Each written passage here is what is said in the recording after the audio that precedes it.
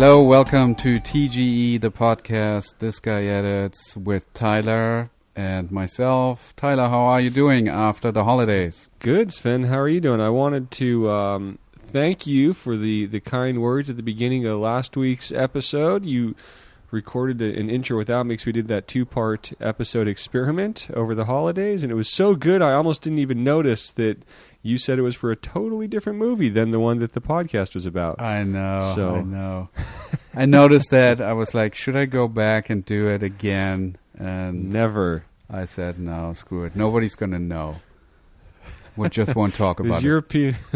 European vacation versus Christmas vacation. Right.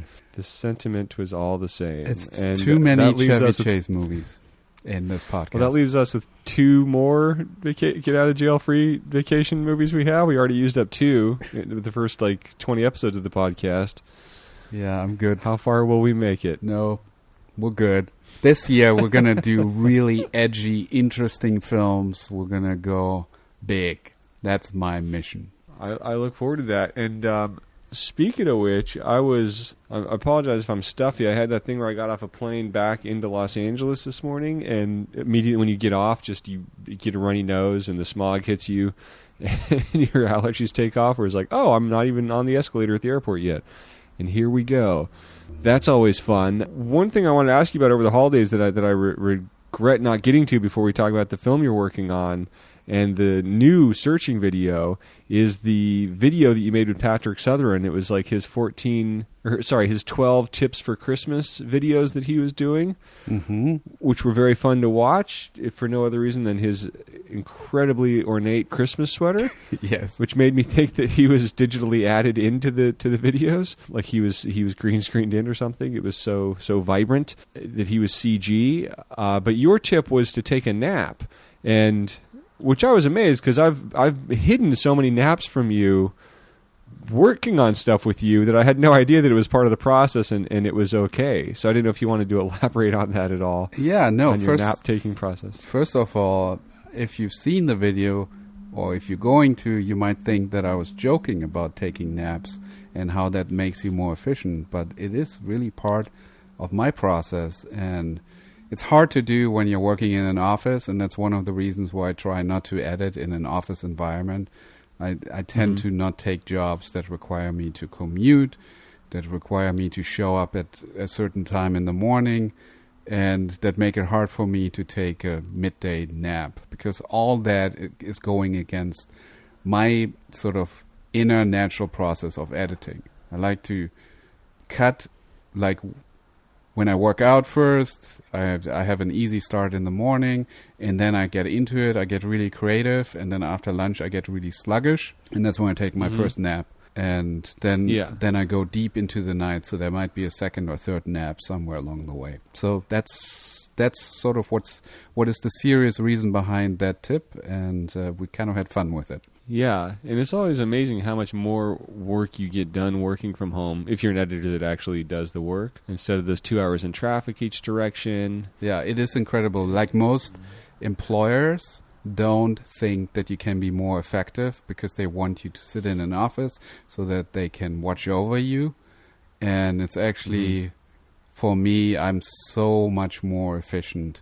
I can get so many more things done, and I have a life at the same time. So that's one of the luxuries that I try to afford myself when I pick projects and when I work, is that I can decide when I work and how long I work, as long as I get it done. Yeah, and also, do you find there's different stages of editing that are mentally comprehensive to different degrees, where you need that nap for different stages of the project, and there's other stages where it's less kind of creatively taxing? That's right, yeah. So if I need to be creative, I need to be awake, alert, and ready to go. I can't really be creative when I feel like, I just want to take a nap. So then I'll take the nap, and then I'll be creative. Yeah. And of course, when there is that big deadline, we're very capable of staying awake and getting it done. Nothing works better than a real deadline. Then it's on.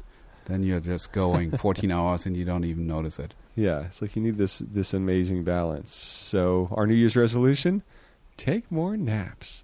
Nice. We're starting off great. What happened with this searching video? Because I noticed it's a shorter version of the same one that got put back up, and yet 52,000 more people watched it in a few weeks. Yes. So if you're new to the podcast, I did a video about the movie Searching with the two editors. It's a Sundance-winning, I think it's a hit thriller, made by now over $75 million in theaters.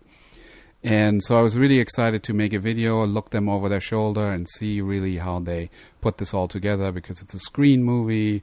It's a very exciting, innovative project cut in Premiere mostly, and then spend a lot of time in After Effects to finish it off.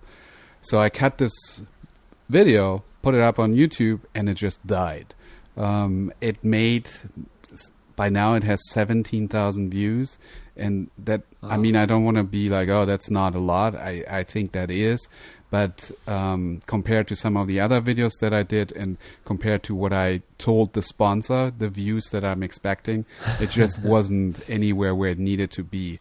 And that would mean that the sponsor wouldn't have to pay me as much.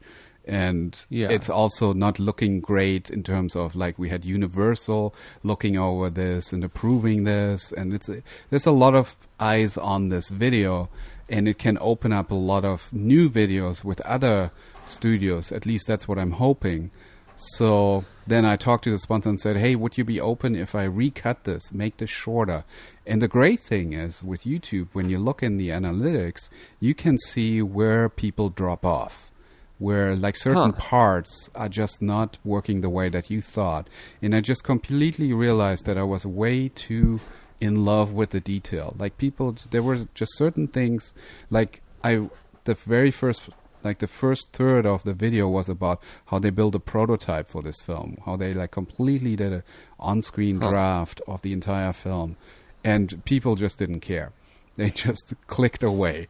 Right. So then I just decided whatever was making people click away, I'm just going to like cut this out and go straight to what people liked, where like the retention rate was higher. So fully going in, hoping I'm going to cut out 10 minutes. I ended up only losing 6 minutes. Re-release the video. And I mean, if you re-release a video, you're basically losing that view velocity of your hardcore fans because they've already seen it. So I was expecting not a whole lot of success, but I still felt like this is worth trying.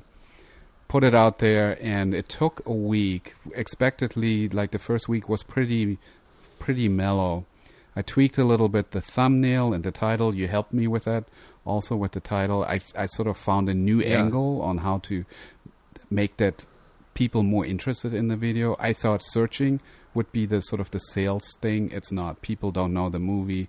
People are not really interested in screen live movies. It's kind of off-putting. Well, also, we realize it's not as distinct enough of a phrase, specific enough to the movie. Yes. So everything that I thought would be working didn't work, and then went in a completely different angle, different thumbnail. Now it's called How to Edit a Low-Budget Blockbuster, and then I just put the two guys up there, and the number of how much this movie made, $73 million at the time.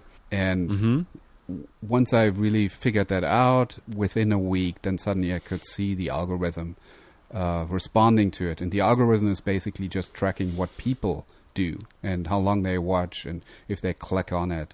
And all that was working out. And now it's been like a week and a half. It made 57,000 views and it's going strong.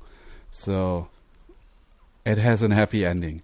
It's good to know that you don't necessarily have to give up on a video. You can have a second chance. Well, also it's something that you'd worked so hard on for so long that it was worth the gamble. Yes. No, I mean, I spent by now probably a good month on it in terms of everything, like planning, editing, re-editing, and then just figuring out, redesigning the thumbnail and testing different titles, all that stuff. I think I'm actually going to make a video about this whole process because I learned so much about the algorithm and how you can not game it, but you really can like figure out a way how you can get it so that people watch it. Because I always felt like it's a good video. It's just not what people were really keyed into, and you needed to find a way to make it entertaining. Yeah, and I'd like to suggest the title "Searching for Searching."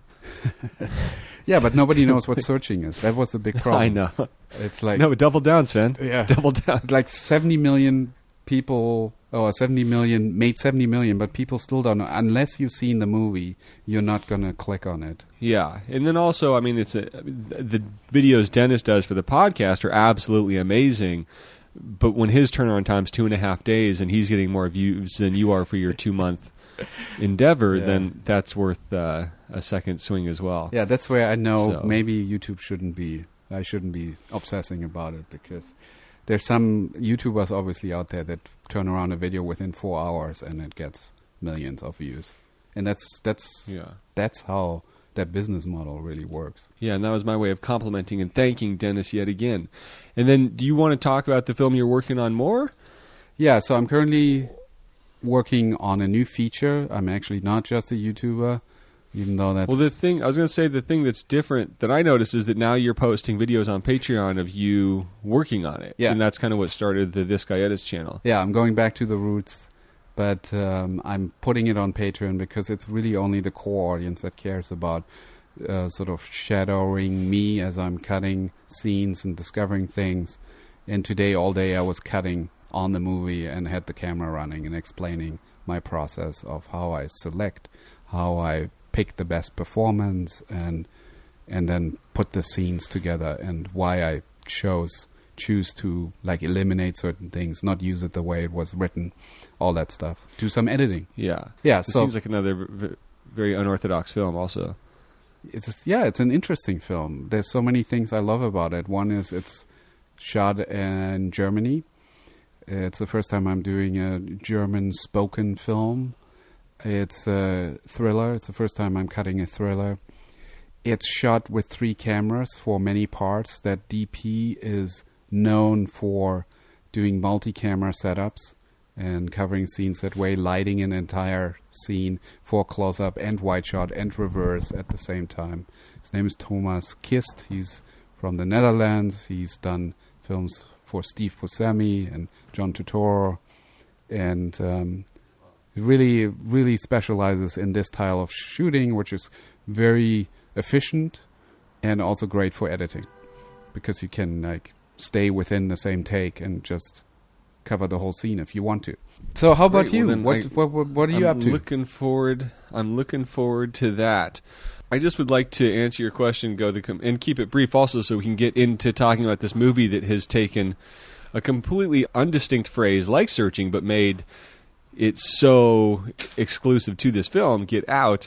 You just go the opposite direction to your productivity that you've been going through the last few weeks over the holiday, because we took a little break. During the holidays is when I get to experience my brothers playing video games, and it's kind of amazing to see how this technology has evolved and how immersive these worlds are, and just the experience of a game like Red Dead Redemption 2. Have you heard about that, Sven? No. Oh, really? It's Rockstar, the company that makes the Grand Theft Auto series. Yeah. It's their follow-up. It's the talk of the season. It's a Western version of Grand Theft Auto, essentially, a sequel to their Western version of Grand Theft Auto, and it's just this amazingly immersive sort of storytelling experience that's pretty incredible in terms of the graphics and the animation and the engines and calculations they have in these things, where apparently the world's just constantly changing, that you're running around into the point that the testicles of the horses have algorithms programmed into them to shrink and extend based on the weather that the animal is in. Oh, wow. That's insane. So it's just kind of amazing. So you're kind of basically just taking this story, because it doesn't seem like the game is terribly difficult. And again, important to bring up, because Grand Theft Auto is the most profitable piece of entertainment ever made in the history of entertainment. And, to kind of see the way this has evolved is pretty amazing. You're just kind of engaging in this experience in a whole different way. Yep. That's very active and very interesting. So that's cool to see, and how much more sophisticated the storytelling between the levels has become. And then, I notice editing in that, where it's like, oh, that was like a great moment to go to the close-up. We should do that for the show. Oh, wait, how's that going to happen? So we'll see if there's any way to cross that line into looking at a scene from a video game. Well, we could, in one of the upcoming episodes, we could talk about Bandersnatch, which I think is kind of a hybrid of what you're talking about and what we do as filmmakers. Oh, yeah. Did you watch that? I did. Yeah. I thought that I'd seen all of it and jumped around enough, but it turns out I think there's a huge chunk that I did not end up seeing, and that's the Netflix Choose Your Own Adventure style Black Mirror episode, which is really cool to look at. Yeah, absolutely. Maybe, we should do that maybe this week or the next to avoid spoilers. Yes, definitely we should talk about it, because there's a lot of good stuff and some things where I think we can expand upon, like what the future will hold. Right, yeah, which is really cool. So to kind of head in that direction, you want to talk about this week's movie, Get Out? Let's do it. I'm excited because I only just saw it over the holidays. And yeah, I was curious because we talked about, that's the other thing I want to ask you about, was the movies. I noticed we kind of dragged Aquaman last week, and it's something I actually trimmed down in the episode because it came up a lot. Yeah. So it only has me saying it at the end, like I'm not going to see that movie. It was a point of reference for a lot of things. I did not end up seeing it, but I did see a few movies, and the trailer for Us, Jordan Peele's new film, that really freaked my cousin out because he has a young family of his own. Yeah. And I guess it just got into his head in like a deep way. It's a very timely one to look at. Nice. Excited. Well, it's going to be a little tricky to talk about the scene that we are going to look at, because while it's still early in the film, it does have some spoilers in there. But we're going to try and keep it as spoiler-free as possible while still making some points about the editing and the craft of filmmaking. Yeah, and just run for it. Yeah, Run. Get out now and watch it, or stay in and listen in. Yeah, and if you do like what you're hearing, subscribe to the podcast, which I guess I'll say again at the end. Nice. So should we introduce a little bit the movie? This is the movie Jordan Peele won the Academy Award for Best Original Screenplay for. First-time filmmaker, winning an Oscar. That's how you do it. Is he? Well, first-time director. I mean, obviously he's done TV stuff. But did he co-direct Keanu, or did he not direct it? Or I want to say he was involved in the production of it, but I don't think he directed. Because he definitely must have directed some episodes of his show. Yeah. Key and Peele. Yeah, maybe. But he's definitely classified as, or Get Out is classified as his directorial debut. Wow. It's a 2017 American horror film written and directed by Jordan Peele. It stars Daniel Kaluuya as a young black man who uncovers a disturbing secret when he meets the family of his white girlfriend. It premiered at the Sundance Film Festival in 2017, was theatrically released by Universal Pictures. It grossed $255 million worldwide, and the budget was $4.5 million. Net profit, wow, $124 million, making it the 10th most profitable film of 2017. It was nominated for 4 awards, Academy Awards, including Best Picture, 1 for Best Original Screenplay, bunch of Golden Globes and other awards. What I find really interesting is that it is a Blumhouse co-production, which is the guy who started off with Paranormal and really is known... Jason Blum, the horror film producer. Known for genre pictures at a budget, making great profits on those. And what's Jordan Peele's new movie? What's it called? Us? Us. They're doing it together as well.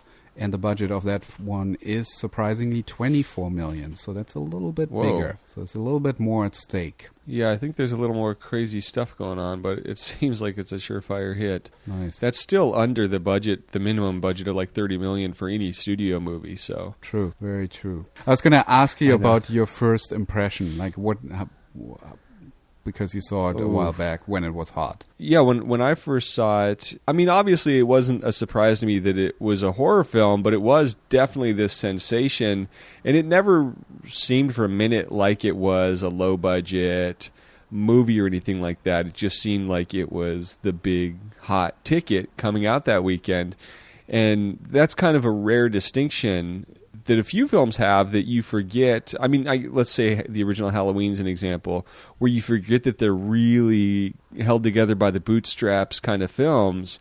I mean, Jaws is probably another great example of that, of these movies that are just great, landmark achievements that really are made for like peanuts. And it's always a mark of like a really talented filmmaker. And again, I guess this is another example of a filmmaker who this is his debut film, as I just learned, because he's incredibly experienced. As you like to point out, Spielberg was by the time he made Jaws. Yep.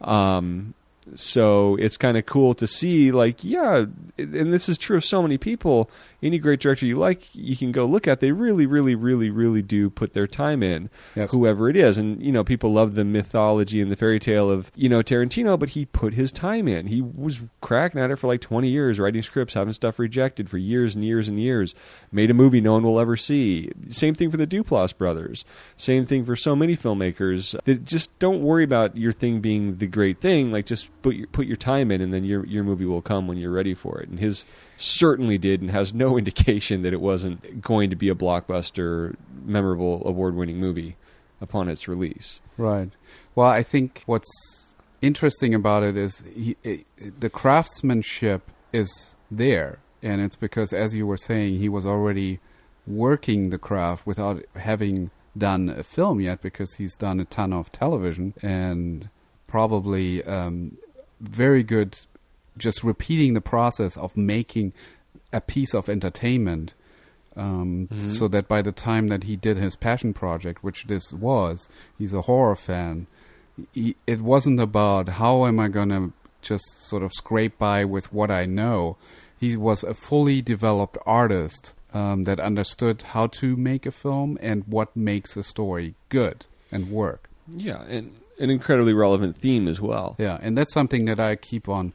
I wish I would have known and learned this a long time ago, but I'm realizing it now. It's like, it doesn't matter whether you make a YouTube video or short. That's where you learn the craft, and that's where you realize, if you put it out there, what it means to tell a story that engages. And I think he had that.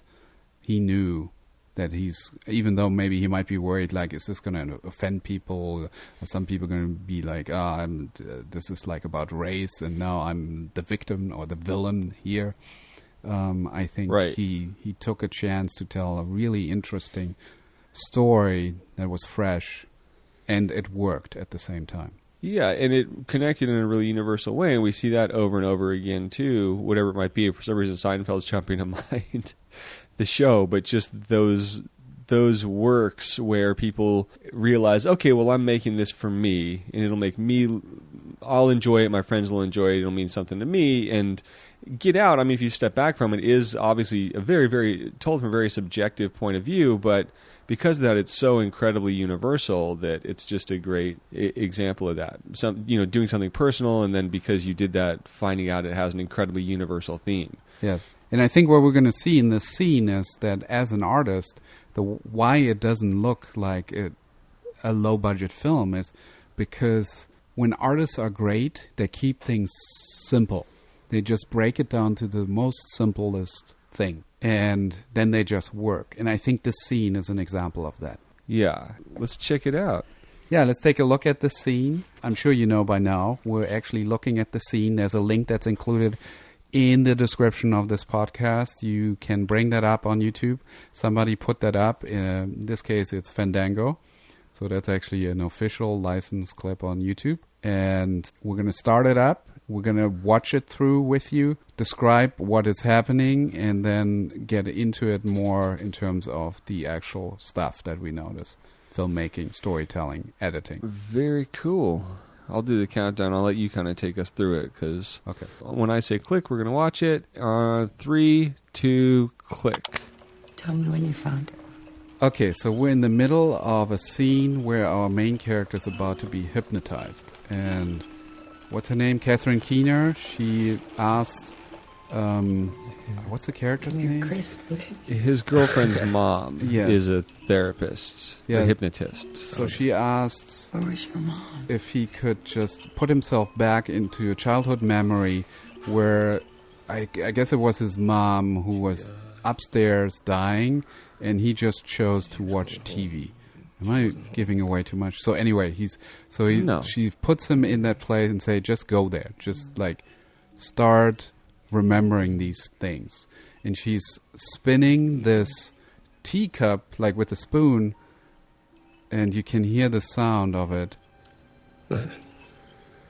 Right. And it's also a very big jump for the movie also, where there'd only been, it's a nice tone balance of there clearly being like a weird, slightly supernatural element to this movie, hints of stuff, and this is really just a big setup for the moment where we realize, oh, we're in Oz, and this is going to be a wild adventure. Incredible shot of him as he starts crying, and it pushes in, and then there's like this nice match cut of him like scraping with his nails on the chair, and flashback of him as a kid doing the same thing.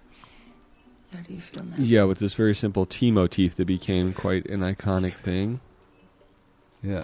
And I think it's easy, because it was a performance also when he got nominated for an Academy Award. This is a really good example of just really how subtly deep and effective that performance was, where kind of in the horror of the movie, watching it, you're not really able to appreciate as much, but looking at it now, it's really great. Okay, so now she asked him to go in deep state of hypnosis, which she said sink into the floor. And this is a real nice effect of, first in sort of his flashback, the kid sinks into the bed, and now he's floating like in space. And off in the distance, there's like, he can see her in what I find interesting is like a TV aspect ratio of her shot. And first I was like, why is it this aspect ratio? But it makes sense because there's a TV involved in his memory. Right. So he's floating in space, and he's like sunken in this Neverland, in this like purgatorium. Is that what it is? It's kind of trapped in his own body, which is obviously where a lot of characters, no spoilers, end up being. We cut back to his body is still there. He's still crying. She like approaches him to like look deep into his eyes to see if he's really in hypnosis. And we cut back to his point of view, which is like he's in this dark space environment, universe. And he can just hear her at far distance. There's like some sound of water. And she closes his eyes. And he wakes with a start. Yeah, and then it's great because it's also obviously setting up the real physical, practical stake of the film, which is that's where he will end up trapped if he isn't able to get out of this situation. Yep. So it's a really great way of putting the audience into that, and a lot of cool techniques are used to do it, which we're going to analyze. Yes, and I mean, at the end of the scene, we kind of have this moment of relief, like, oh, maybe this was all a dream.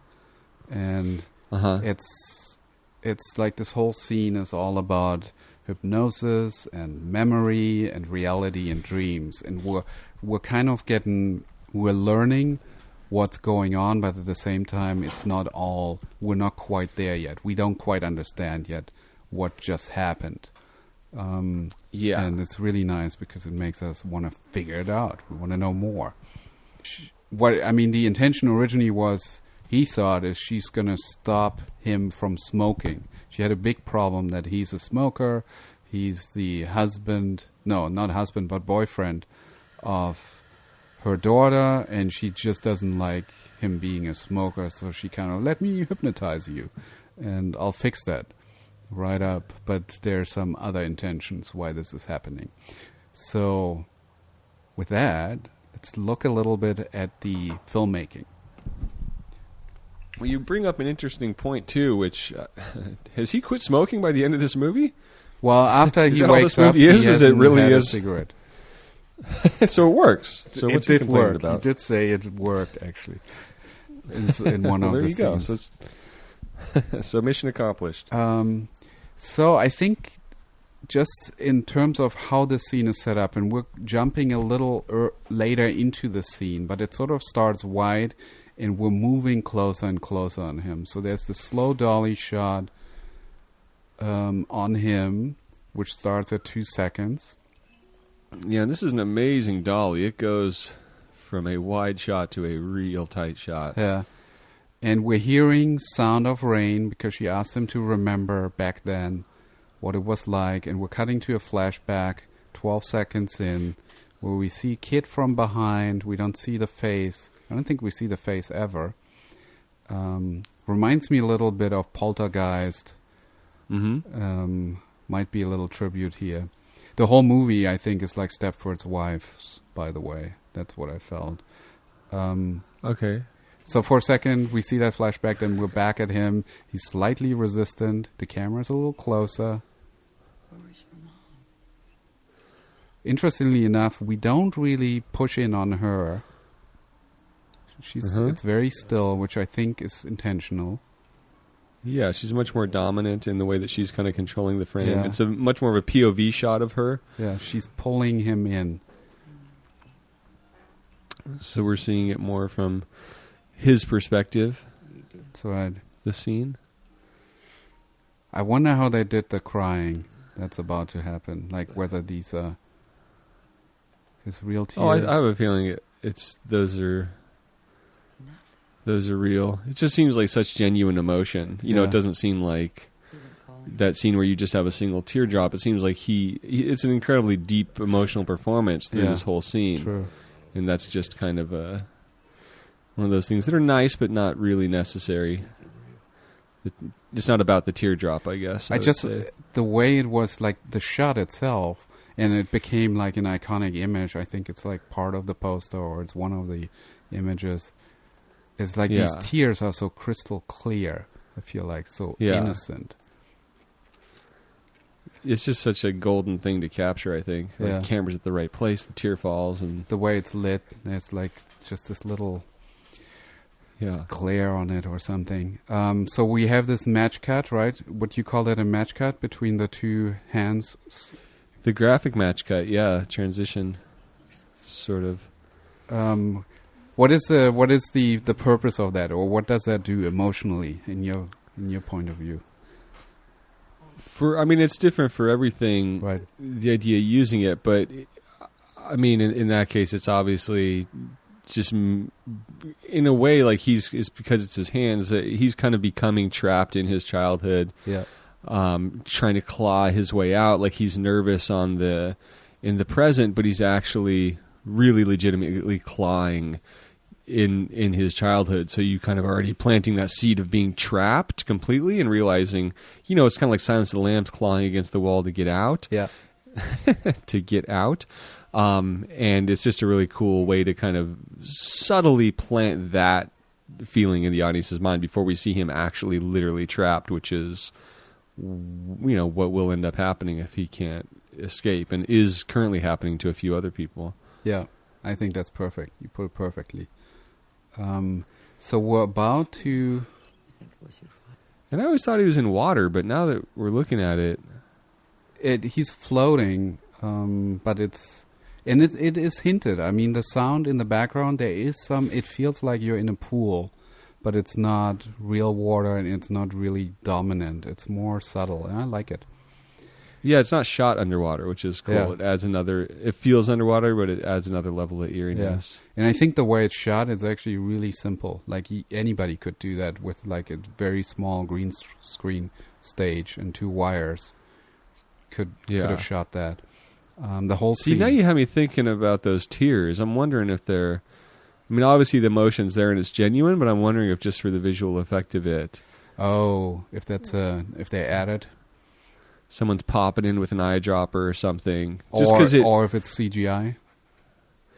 Yeah, maybe. I don't know. Who knows for that budget? It seems easier to have someone drop in and do it. Yeah. Because it just seems like such an effective way to show someone stuck and unable to move when they're not, moving the tears from their face and just crying. So it's not even crying. It's just like this trapped horror.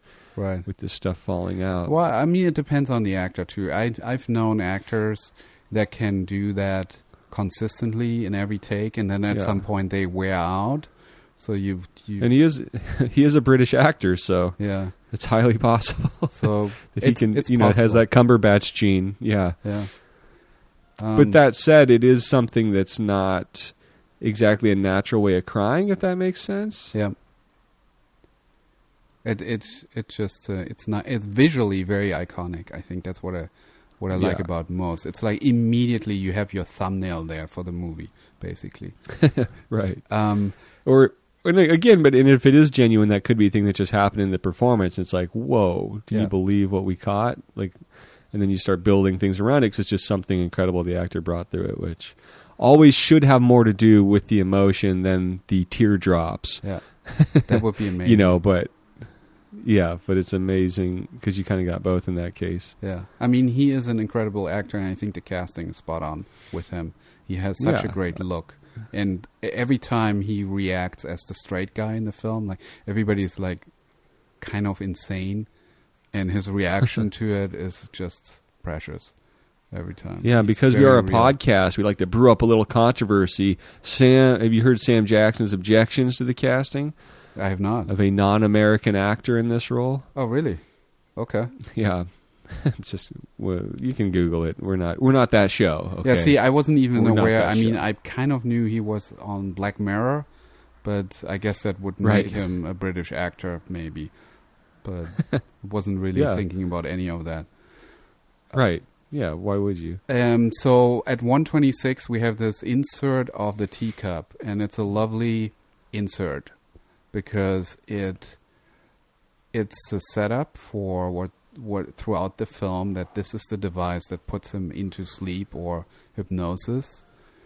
And we've heard the sound prior to seeing this insert throughout the scene pretty much. And now we understand what that is, and we're really conditioning the audience here to learn that this is the key to have control over him. Yeah, and it's cool too because there's so many details in this scene that are.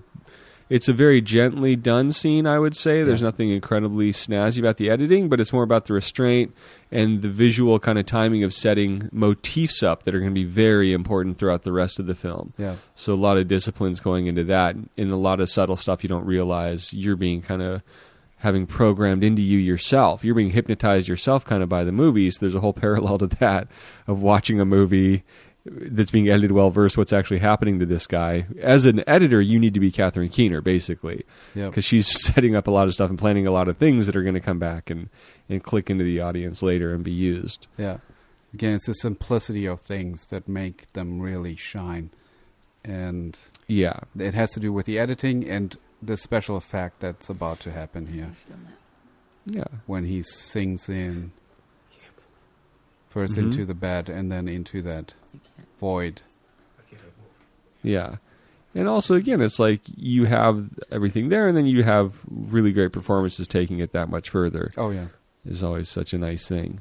But that's the great thing about Catherine Keener is she always just seems so like she just like so effortlessly natural in all these films, all these different roles. Yeah.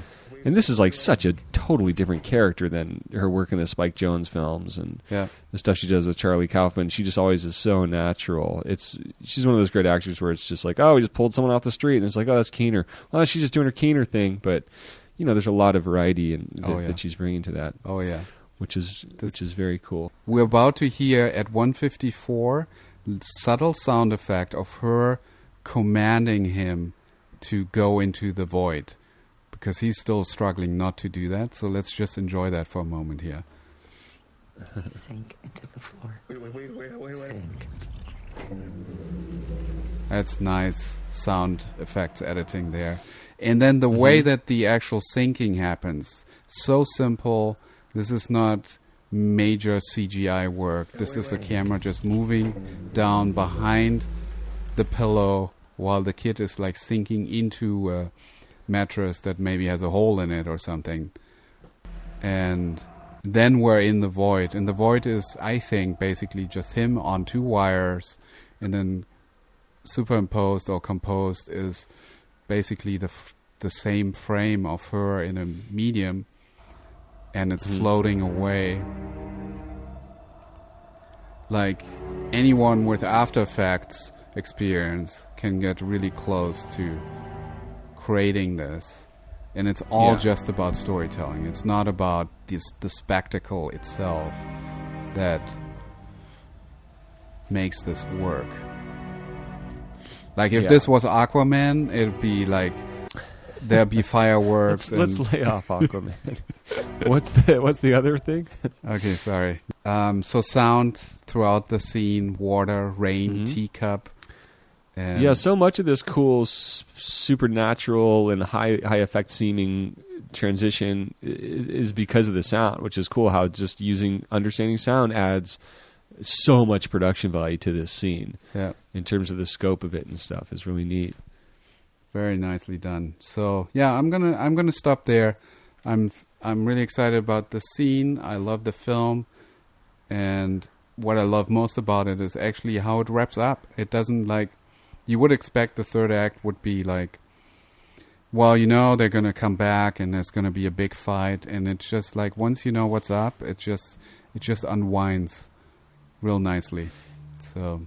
Yeah, exactly. It's a really cool scene, and there's so much going on in it, and we love to hear what we miss. So please let us know. There's more details, more stuff you're picking up on. Let us know. Sven has a whole great link for that commenting. thisguyedits.com/podcast. And if you'd like to leave a comment and you want to go straight there, thisguyedits.com/comment. Yeah, and I've looked at a lot of Reddit threads and finally looked at ours last night and was blown away by the conversation on there. So check it out. And if you like what you are hearing, please let a friend know about the podcast. New Year's resolution, shoot some stuff, edit some stuff, look at what you can do and how immense and memorable and what a landmark iconic scene you can make with such limited tools like has been done here. Imagine what you can do in your own filmmaking. So start doing your YouTube videos and stuff now so you can have your directorial debut when you're at the height of your game in a few years. And we look forward to it. Nice. And thank you to Kurta for the music. And as Sven always says, happy editing. There's no sane zone, so put your head between the speakers. There's no sane zone, so put your head between the speakers. And a happy new-ish year. Feeling good about this one. Oh, I can always tell. So my New Year's resolution is watch every film that we talk about. Take that time. Mine is to watch every Jordan Peele film. And pick great films. Pick, interesting films. That's my resolution.